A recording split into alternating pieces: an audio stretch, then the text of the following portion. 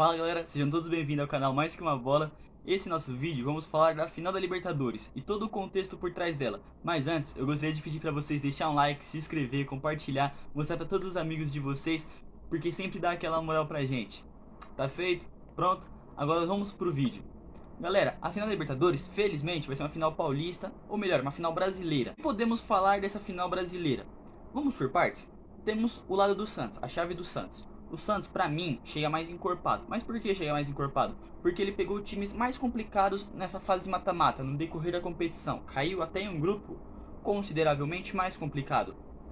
O Santos nas oitavas pegou a LDU, que querendo ou não, é um time que o torcedor fica, pô, não é o time, mas se não entrar focado, ligado, atento no jogo, pode se complicar, pode acabar a ser derrotado.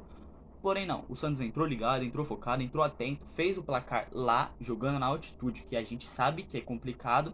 E aqui jogou um jogo padrão, perdeu, mas pelo gol fora se classificou. Nas quartas já complicou, pegou o Grêmio, que é um time copeiro. A gente sabe que o Grêmio cresce muito em Copas, muito. E não adiantou. O Santos simplesmente entrou em campo lá no Sul, fez um jogo bom, chegou aqui na Vila Belmiro, passou o carro no Grêmio. O Grêmio não viu a cor da bola. Com não sei quantos segundos de jogo, o Caio Jorge já tinha feito o primeiro. O jogo acabou 4-1. O Grêmio estava perdido, não sabia o que fazer. E o Santos sabia, estava decidido, tinha a ideia clara. Ele fez bem o que o técnico propôs. E acabou se classificando com facilidade. Eu coloco o que? Essa eliminação do Grêmio para o Santos não na mesma prateleira, mas ali perto da eliminação para o Flamengo. São vexames que não pode acontecer na história de um time grande, de um time da elite do futebol. Aconteceu? Aconteceu, mas não pode. Porque mancha muito, né? Daqui 20, 30 anos, muitos vão lembrar disso e vão falar, pô, naquela época lá, né, na Libertadores, pô, não era legal contra o Santos, no ano anterior contra o Flamengo já. É complicado. E eu acredito que essas duas lembranças são aquele tipo de lembrança que o torcedor gremista coloca na caixinha e tenta apagar da história do Grêmio e da própria memória deles. Chegou na semifinal, pegou o Boca Juniors, que você pensa, pô, o Boca Juniors, você ouve esse nome e você já fica, Mas não, o Boca, essa temporada pelo menos, não era um time estrelado, que é o que a gente espera, não era um time com futebol acima da média apresentado, que é o que a gente espera, e nem a própria catimba que a gente espera, eles conseguiram colocar em campo. O lateral esquerdo tava pisando no Marinho sem ter a menor discrepância. E pisou na cara de todos. Enfim, lá na Argentina, lá na Bombonera, o Santos já jogou mais bola que o Grêmio, que o Boca, me desculpe. Já jogou mais bola que o Boca. Chegou aqui no Brasil, o que lá ele jogou mais bola e não conseguiu fazer o placar, aqui jogou mais bola e fez o placar. 3-0, fácil, com chances claras de ser 4-5-0. É isso que você espera do Boca? Não, não é isso. Mas, felizmente, argentino pra gente é... Enfim, chegaram na final. Ah, um detalhe. Essa semifinal foi muito marcante pelo fato do Lucas Veríssimo. O zagueiro, eu já sou fã do Lucas Veríssimo de 1000 anos. Mas depois do lance dele sangrando, com a cabeça rasgada, ele colocar uma touquinha e voltar pro campo, ele ganhou meu respeito. Ganhou meu respeito. É o tipo de jogador, é o tipo de imagem que daqui a alguns anos os torcedores mais novos vão olhar e falar, pô, esse cara me representa. Esse cara passou pelo Santos. Esse cara é o sinônimo de raça, de amor, de paixão à camisa que a gente espera. E isso é legal de você imaginar. Agora vamos. Mas por que o Palmeiras também não chega tão encorpado quanto o Santos? Vamos pro lado do Palmeiras. O Palmeiras acabou pegando times mais fáceis, tanto na fase de grupos quanto na fase mata-mata. Vamos começar pelas quartas. Pegou o Libertad. O Libertad lá mostrou ser um time que poderia fazer um jogo para incomodar o Palmeiras. Falou, mano, se não entrar ligado, lembra que eu falei do Santos contra a LDU? Se não entrar ligado, se não entrar focado, pode perder pro Libertad. Mas não, lá foi assim, chegou aqui, o Palmeiras deu um banho de bola no Libertad, não teve nem jeito.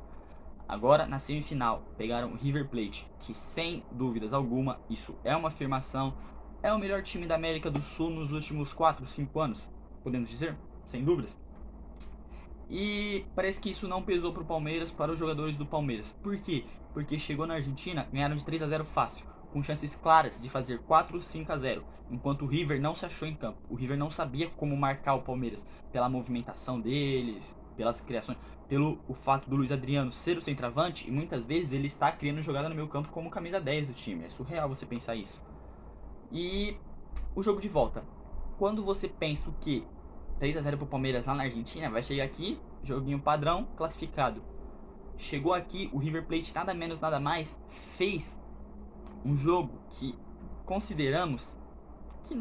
acredito que seja uma das melhores atuações de um time, coletivamente e individualmente, dos últimos 6 anos da América. Dos últimos 6 anos eu não vi nenhum time jogar uma partida tão bem quanto o River jogou contra o Palmeiras no Allianz Parque. Mas por que foi tão bem? Pelo fato deles criarem chances para virar o jogo.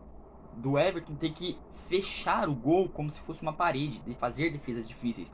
O River muitas vezes começava a jogar as jogadas pelas laterais, terminava pelo meio, começava pelo meio, terminava pelas laterais. Lá atrás a solidez defensiva era surreal. O Luiz Adriano e o Rony, que jogaram muito no primeiro jogo, não apareceram no segundo jogo. E eles estavam acertando, o time do River estava acertando passes de metros, muitos metros, rasteiro, quebrando as linhas de marcações do Palmeiras, que são linhas bem postadas. Tem jogadores para interceptar esses passes, eles não conseguiam, porque os passes eram milimetricamente calculados e bem feitos. É muito bom você ver isso de um time. Porém, não foi o suficiente para a classificação. Teve sim suas polêmicas, que foi, se não foi pênalti, que tava, não estava impedido, que se foi falta ou não foi, enfim, teve suas polêmicas. Mas o importante foi que o Palmeiras classificou e vai fazer a final contra o Santos. O que podemos esperar dessa final? Que o Santos, ele apresenta um estilo de futebol mais agressivo, mais raça, dedicação, amor à camisa, de um correndo pelo outro, de todos correndo pelo técnico, aquele futebol mais pegador. O Palmeiras nem tanto. O Palmeiras, eu considero que falte muito isso do que tem no Santos, falta no Palmeiras. Aquela tesão pelo jogo, de entrar com sangue no olho, brigando como se cada bola fosse um prato de comida, eu considero que falte no Palmeiras.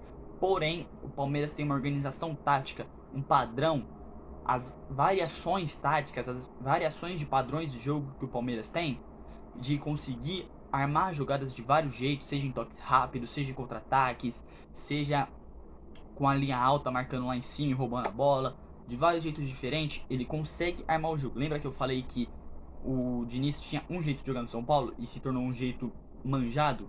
O Palmeiras não, o Palmeiras tem vários jeitos. O Abel Ferreira tem vários jeitos de chegar ao gol, de fazer futebol. E isso é o que falta no Santos, do Cuca. O Cuca, ele conseguiu implantar aquele blindar o elenco e fazer eles correrem um pelos outros e por ele, porém tem muitas deficiências nesse esquema. Muitas vezes você pode reparar que o time do Santos sobe muito e acaba deixando no espaço. Sempre sobra um espaço nas costas de um, nas costas de outro. É um pecado que o Palmeiras pode aproveitar com o Rony, com o Gabriel Veron, se estiver em campo, com o Luiz Adriano, que faz um pivô, com qualquer um. São espaços que não podem, mas acredito que o Cuca vai corrigir isso.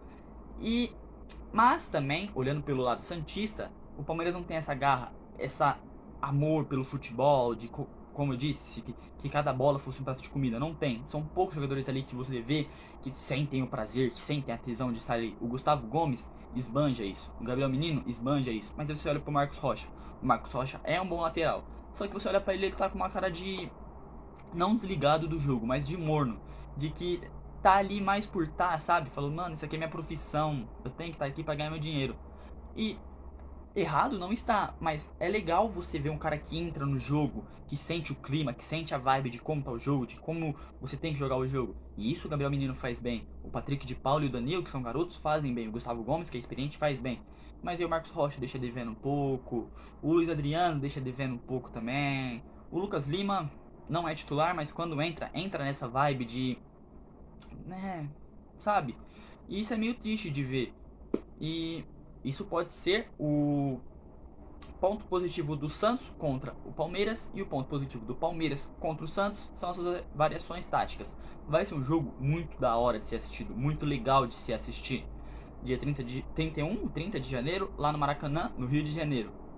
Enfim, galera, esse foi mais um vídeo. Espero que vocês tenham gostado. Tamo junto e forte abraço.